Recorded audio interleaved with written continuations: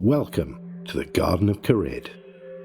So today we've got a massive farming update. This is up in the northeast corner of Al Kharid, up by the Scorpion mine. The quickest way to get there day one is to use your Dungeoneering cape if you have that. There are new teleports, but we'll get onto them later. So the first thing to do is to talk to the druids who are in this farm shop area right in the northeast corner, politics and sidekicks. So from now on, farming herbs anywhere around Gillinor will give you this new currency, which is Crux Eqal, and this can be spent in the shop. Now there's some permanent unlocks and there's also some consumables. I'll get on the consumables later because I have a bit of a question about their pricing, but as for the unlocks, there's some really good ones for PVM, there's some other ones, titles and other rubbish like that, but the important ones are these new tiers of plant power, and that's what we need to deal with first to understand how farming has changed. So without any upgrades, farming continues as normal. You plant one herb seed in a herb patch, grow it, harvest the herb. Once you unlock tier 1, you can actually plant 2 seeds in a patch. This will increase the amount of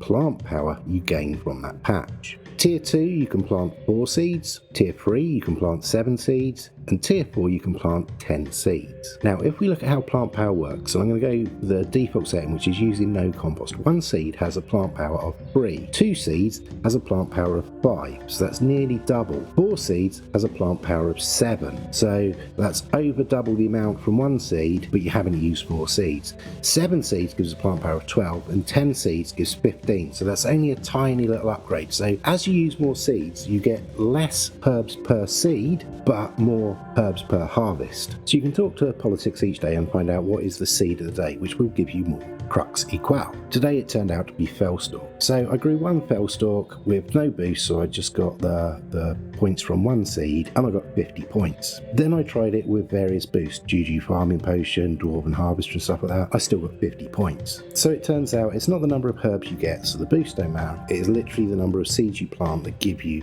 your points. I confirmed this later on when I unlocked Plant Power Tier 1, which allowed me to plant 2 seeds. I got 100 points. I then unlocked Plant Power Tier 2, allowing me to plant 4 seeds, which got me 200 points. I then unlocked Plant Power Tier 3, allowing me to plant 7 seeds, which got me 350 points. I've not been unable to unlock Plant Power Tier 4 because it turns out there's a 25k points cap per day. At first I thought this was a bug because I bought the first 3 and I could only get 16k points, and I was like, oh, it's bugged, it's bugged, it's bugged. It turns out I hit a 25k cap, so I'm gonna have to wait till tomorrow to unlock the next tier. The next test I did was to try various different seeds and see how many points you get for each seed. Remembering Fellstalk gave me 50 points. So on day 2, my seed of the day was Qualm, and that was also 50 points. So it seems that the seed of the day is worth 50 points. Now, the seeds don't have individual points, they're put into tiers, and these are the usual thing of the 10 levels, so the 70s, the 80s, the 90s, that sort of thing. At the top end, the Fellstalk, which is 91, and Torstal, which is 89 or something like that, are both the top tier. They both give 45 points. Then below them, all the ones that are in the level 70s give 40 points, all the ones in the level 60s give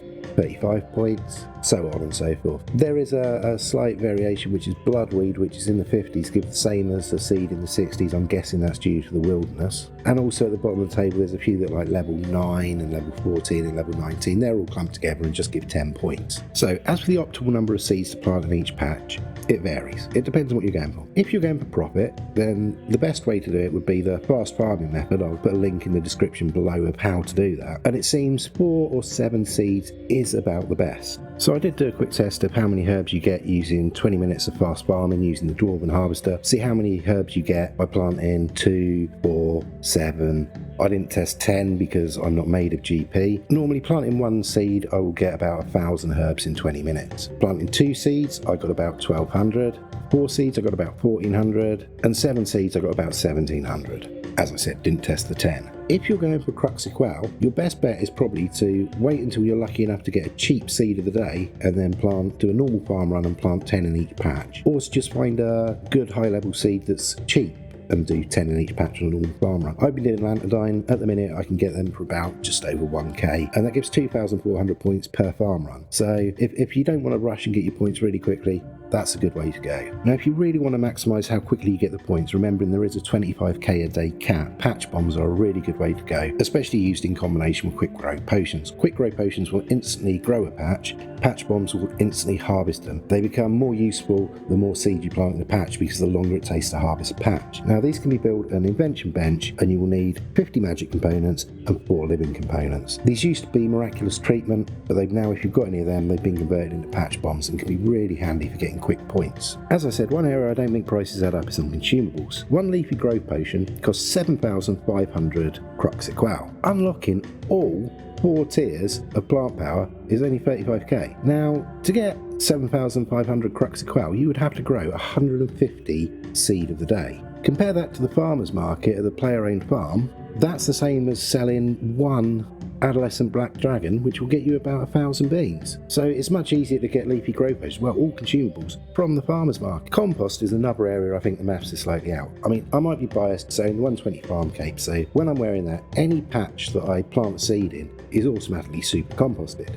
The only improvement on that I can go is go ultra compost. But the difference between compost is linear. It's literally 1 extra plant power per tier of compost, compared to planting the seeds. Like I say, it's reverse exponential, so planting 2 seeds gives a lot more plant power than 1 seed, 4 seeds a lot more power, 7 seeds a lot more power, but compost only gives 1 extra plant power. That just doesn't seem good enough. The one thing I will say though, making compost is so much easier now because you can put 1,000 of each thing in the bin, so you can even put noted things in. So you can go there with like 1k of noted pineapples. You still put them in one at a time, but it just makes it so much easier, so much AFK to fill your bins up. And once you get the bucketless perk, then it's going to make it even easier to remove the compost as well. Sadly, dragon poop you still can't know, which means that's got to be 28 at a time as before. And to end on, I just did a little bit of thieving because I wanted to get my hands on one of the mystical sand seeds, which is the permanent teleport to the Garden of Kharid. Now, it's really good XP. I can see myself getting 200 million here. If you're wearing the master camo outfit and you've got the legendary green fingers and the crystal mask and the light form prayer, serum prayer, and all that going on, and abyssal lurker, you 100% do not fail. It's so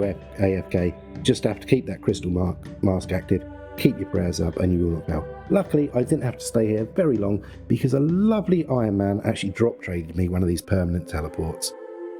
Gotta love the scapers, isn't ya? What a wonderful community we live in. Goodbye.